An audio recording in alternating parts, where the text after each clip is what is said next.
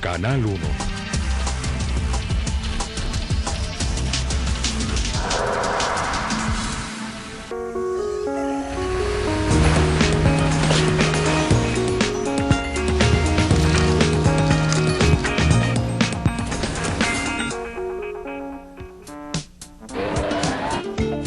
Condiciones de buen manejo de la carne de res en el expendio.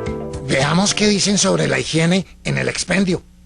Las buenas prácticas de higiene en el expendio permiten evitar la contaminación y mantener la buena calidad de la carne de res, que ha sido producida y transportada en óptimas condiciones. ¿Se puede saber cuáles son las buenas prácticas que aplican los expendios de carne de res que garantizan una seguridad sanitaria en la parte de higiene? Principalmente la limpieza y la desinfección. ¿Y en qué consisten? La limpieza consiste en la eliminación de suciedades presentes en utensilios, neveras, vitrinas, bandejas y en general en todos los equipos y elementos que se encuentren en el establecimiento. La limpieza se realiza aplicando detergentes de bajos efectos residuales, restregando y enjuagando con agua limpia. La desinfección consiste en la destrucción de gérmenes que no son visibles al ojo humano y que pueden causar enfermedades. Esta acción se realiza aplicando sustancias químicas como cloro, aplicando jabones o detergentes bactericidas. Bueno, seguiremos conociendo más sobre lo que vale la pena tener en cuenta de los expendios de carne de res para escoger bien dónde comprarla con mayor tranquilidad. Tal cual.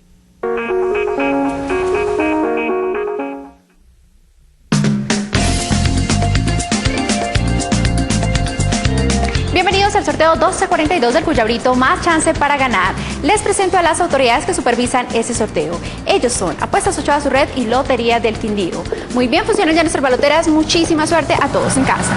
Ahora en Apuestas Ochoa pagamos más, el 50% para chance de 3 cifras, el 20% para 4 cifras. Se aplica para chance tradicional porque Apuestas Ochoa, su red siempre le da más. Muy atentos. El número es 1, 2, 1, 7, 12, 17 es el resultado, señor delegado, ¿es correcto? Correcto. Bueno, muchísimas gracias, felicitaciones a todos nuestros ganadores. La invitación es para que compre su chance en todos los puntos de venta. Recuerde que mañana los esperamos con un nuevo sorteo del Cuyabrito Más Chance para Ganar.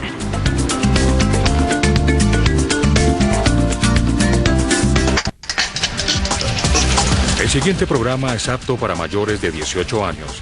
Contiene escenas de sexo y violencia moderadas.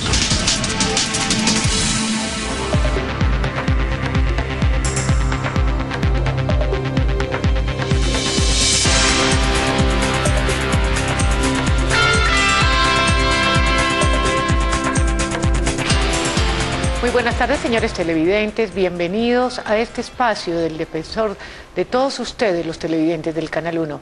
Bienvenidos a este nuevo horario, porque aquí estaremos todos los lunes al mediodía. Pues bien, quiero explicarles para qué existe este programa.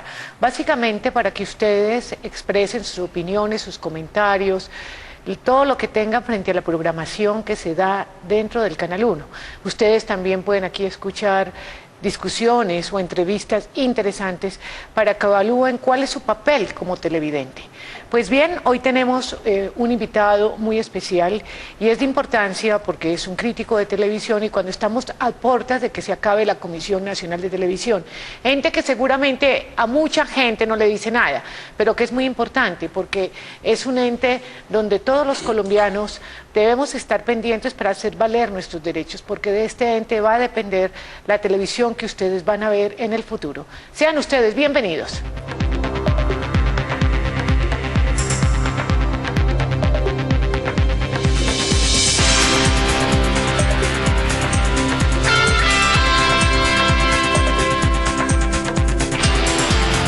Y el personaje que les hablé inicialmente es Germán Yance, es un crítico de televisión que ha estado toda la vida escribiendo sus columnas, que ha sido también defensor del televidente de otro canal y que siempre está pendiente de lo que ocurre en la televisión colombiana. Germán, bienvenido. Patricia, muchas gracias por la invitación y celebro de verdad que el espacio de la Defensoría ocupe un horario adecuado, importante, al cual tenga acceso la audiencia, ¿no? Yo creo que lo más importante, Germán, es explicarle o decirle a la gente ¿Por qué es importante la Comisión Nacional de Televisión y por qué es importante que usted sepa qué hace esa comisión y cuáles son los derechos también de uno? Porque hay derechos también de los ciudadanos, aunque sea para presionar de que esa comisión funcione. Claro, para entender, Patricia, el entorno en que se da la Comisión de Televisión, miremos rápidamente el pasado, y era que los gobiernos de turno adjudicaban la televisión a dedo entre sus amigos o copartidarios. Entonces, digamos, eso enrarecía mucho la información y el negocio y la industria de la televisión. Cuando la Constitución del 91 consagra la libertad de fundar medios de comunicación y garantiza la no censura, automáticamente crea un ente regulador para que, independiente de todos los poderes, dirija la televisión de los siguientes años. Y para garantizar que eso fuera así, le dio autonomía. Una autonomía que desafortunadamente en la propia Constitución quedó un poco lesionada, digamos. Sí, sí. Porque por un lado dice, bueno, debe ser autónoma e independiente, pero le cuelga 2 comisionados elegidos designados por el gobierno y un tercero de canales regionales que también lo elige el gobierno. Y luego el Congreso comienza a hacer una serie de reformas a la ley para ir limitando y condicionando y politizando la entidad. Pero digamos, desde el punto de vista para el beneficio del televidente, que existe una televisión que responda a los intereses del televidente y no a los intereses de grupos políticos, de grupos económicos, es el escenario ideal. Desafortunadamente, pues hubo demasiados intereses, reitero, que se atravesaron en el camino y la hicieron fracasar. Intereses que además solo nos dejaron 2 canales privados. Colombia es un país atípico a nivel mundial y en Latinoamérica, donde en televisión abierta solo existen 2 canales privados y que no han permitido hasta cierto punto que entren otros canales privados. Claro, o sea, no quiero ser alarmista, pero justamente todo eso se da en momentos en que la opinión pública necesita mayor acompañamiento. Cuando hay más televisión, digamos, porque hay reformas en la televisión, llegan canales regionales, llegan canales locales, canales comunitarios, que si bien no alcanzan a tener la penetración y a ser competitivos con los canales privados, de todas maneras es una alternativa que está allí. Y en momentos en que hay más televisión, por lo menos en cantidad de operadores, encuentra uno que además la crítica de televisión, porque los medios quedaron concentrados en 2 grandes grupos económicos, la crítica de televisión desaparece. Cuando la gente más necesita acompañamiento para entender los fenómenos de la televisión, los fenómenos de la comunicación. ¿Por qué cree que desaparece esa crítica ahí? Patricia, llega un momento, a raíz de la Constitución del 91 y todo el cambio del modelo económico del país, los grupos económicos comienzan a apoderarse de los medios de comunicación. Digamos, hay una gran concentración. Entonces uno encuentra que un grupo tiene 100 emisoras, tiene periódicos, revistas, canal de televisión, televisión por cable, digamos, son conglomerados industriales, pero además de medios. A ellos, por supuesto, no les interesa que haya una crítica desde sus propios medios a la televisión. Entonces uno encuentra que hay una segmentación, básicamente, de entre los 2 grupos económicos, al ser repartido el país como por mitades, ¿no? Lo que uno publica que tiene que ver con sus intereses, no lo publica el otro porque no tiene que ver con sus intereses. Hay una privatización, de alguna manera, de la información.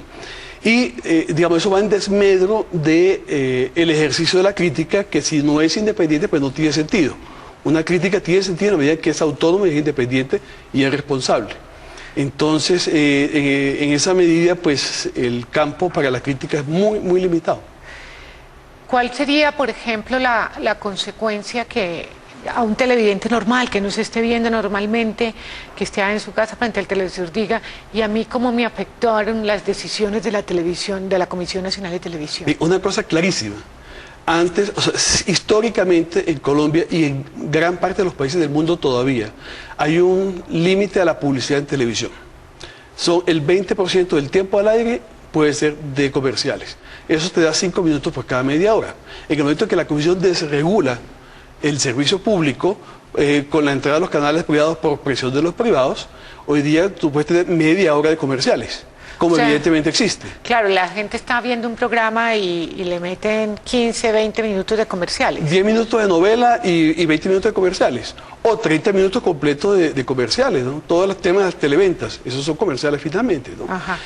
Entonces creo que la Comisión, por decisiones equivocadas y y presionada por intereses económicos, creo que la comisión le cambió el sentido del servicio público, porque es que el servicio de televisión es para informar, formar y entretener, no para vender publicidad. La publicidad es el soporte económico del ejercicio de la televisión, pero no es la razón de ser de la televisión. Pero ¿cuál es la que dice usted que la comisión cambió su sentido?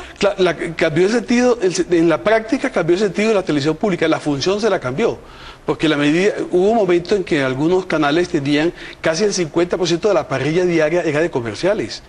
Entonces la gente llegaba a la televisión a ver comerciales, no a ver contenidos. Y evidentemente esa no es la razón de ser y legalmente no está definida. Legalmente, insisto, la ley dice que la televisión es un servicio público que debe recrear, entretener, formar e informar. Bueno, hay otra consecuencia porque uno ve que la gente, y esto para acercarnos un poco al público, de una manera que entiendan qué era lo que hacía la comisión. El público siempre se quejó de que le cambiaban los horarios, le cambian las novelas, empieza una novela a las 8, termina a las 10, empieza de 5 minutos, empieza de media hora, termina de 5 minutos. ¿Por qué pasó eso? La comisión antes sancionaba. Yo recuerdo cuando recién iniciaba la comisión, que la comisión estaba encima de uno para sancionar permanente. ¿Por qué dejó de sancionar? Patricia, veníamos de un modelo de televisión donde el Estado adjudicaba los horarios precisos. De 8 a 8 y media una empresa determinada.